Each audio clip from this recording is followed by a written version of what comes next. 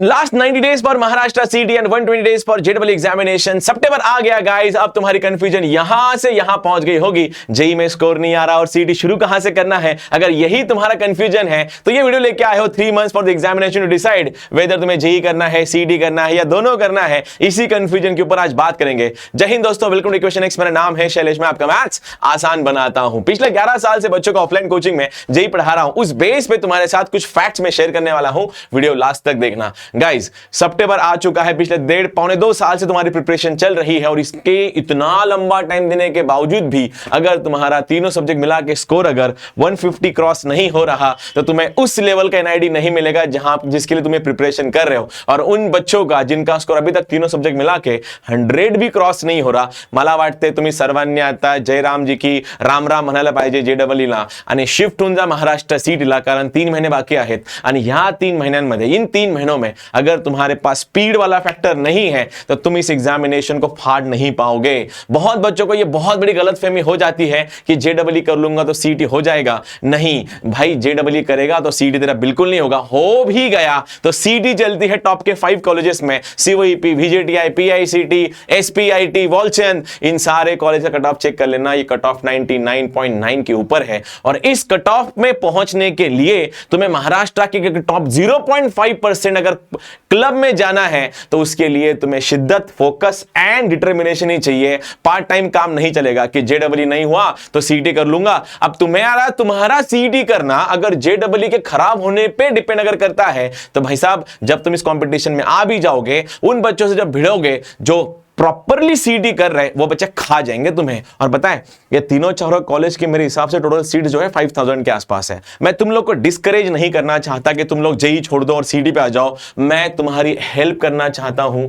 जिन भी बच्चों का स्कोर 150 आराम से क्रॉस हो रहा है या 130 प्लस चल रहा है तो आगे पीछे हो जाएगा। तुम्हारा स्कोर वैसे 150 क्रॉस हो जाएगा, लेकिन उनका क्या जो 100 के नीचे है, उनका क्या जो 110 के आसपास है। भाई साहब, ना तुम घर के ना घाट के होने के चांसेस ज्यादा है। इसीलिए this is the right time to decide JEE करना है या सीटी करना है। हां, अगर तुम्हारा टारगेट बिट्सी है तो वो भी एक बहुत अच्छा ऑप्शन है, लेकिन अगर तुम्हारी कंफ्यूजन स्टेट चल रही है, जेडबलई सुटत नाही आहे, सीटी पकडल्या जात नाही आहे, अशा मुलांसाठी हा व्हिडिओ फार जास्त गरजेचा आहे। एकदा बघून घ्या।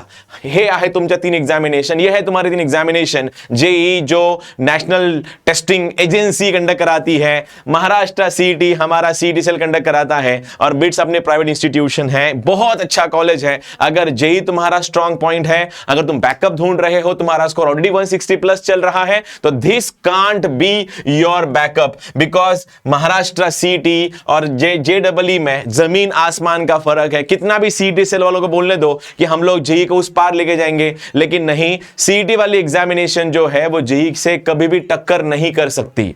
समझो इस चीज को। डेप्थ वाली एग्जामिनेशन है, सिलेबस एनसीईआरटी बेस्ट है, ब्ला ब्ला ब्ला, ये सब तुम लोगों को पता है, एक्स्ट्रा बोलने की जरूरत नहीं है। लेकिन एक बात समझना, आमचे जे मुलं 9वी 10वी पर्यंत इतिहास, भूगोल, नागरिक शास्त्र, संस्कृत सारखे विषय करत होते, त्या मुलांना सडनली पीसीएम हँडल करणं ते पण त्या लेवलचं हार्ड जातं। असं नाही कि सगळ्यांनाच हार्ड जातं, कुछ बच्चे होते हैं जो अच्छा कर भी लेते हैं, लेकिन बहुत से बच्चे इसमें डूबते हैं बिकॉज उनका बेसिक फाउंडेशन क्लियर नहीं होता है। I know this because offline में मैं जेई पढ़ाता हूं, तो आई नो दिस। जिनका बेसिक फाउंडेशन प्रॉपर नहीं हुआ है वो बच्चे बहुत स्ट्रगल करते हैं। इस बार जेई के भी कट ऑफ बहुत अच्छे खासे हाई गए हैं। अगर तुम्हारा स्कोर 98 परसेंटाइल प्लस है तो ही तुम्हें एनआईटी ट्रिपल आईटीज मिल जाएंगे।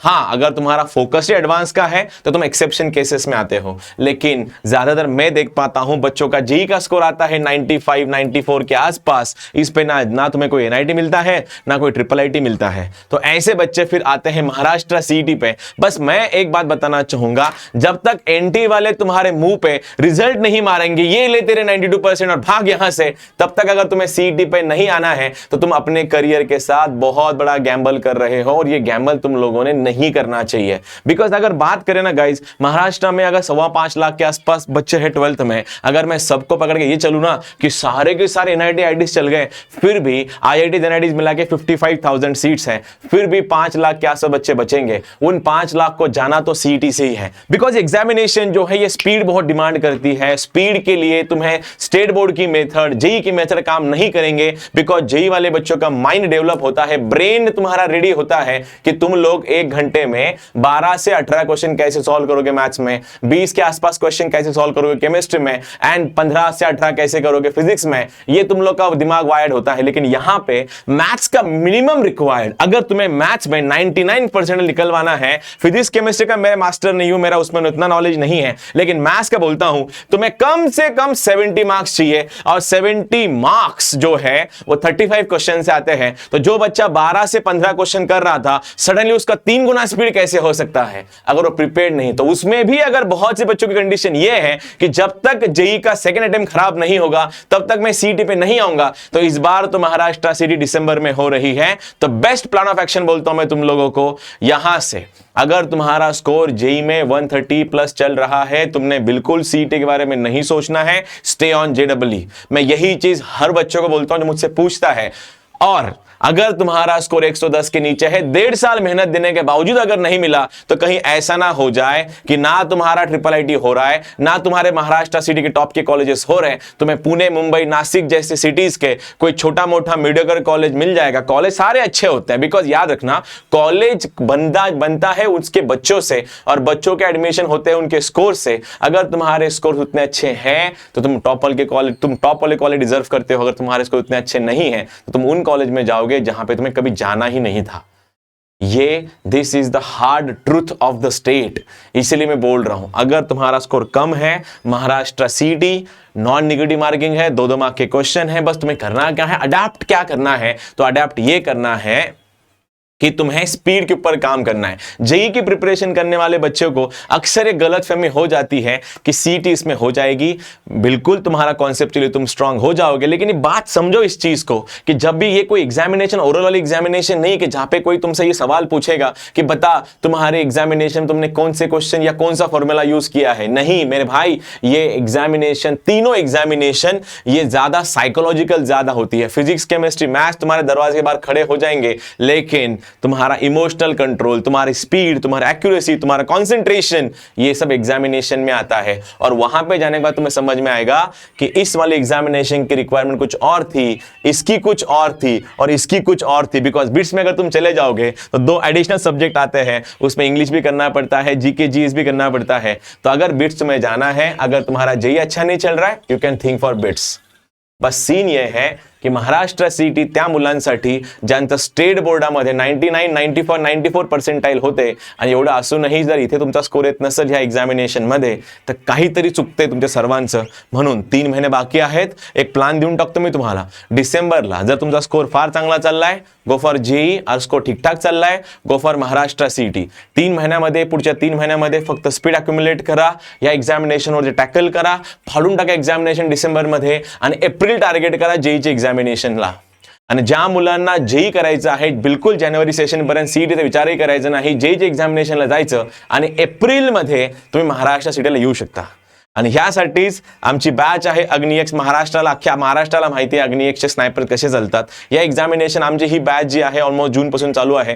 छोटे छोटे चैप्टर मैंने स्टार्ट किए हैं, मेन चैप्टर भी बाकी है, और ये सिलेबस वैसे भी 1 साल तक चलने वाला है. तो जितना भी तुम्हारा सिलेबस हुआ है उन सब के रिकॉर्डिंग्स तुम लोग को मिल जाएंगी, और रिकॉर्डिंग्स के साथ साथ वो सारे lecture, snipers, test series, preparation, mentorship, ये सब मैं तुम्हें दे रहा हूं 1 साल के वैलिडिटी के लिए, बस 1500 रुपए में. इसमें तो पिज्जा आ जाता है.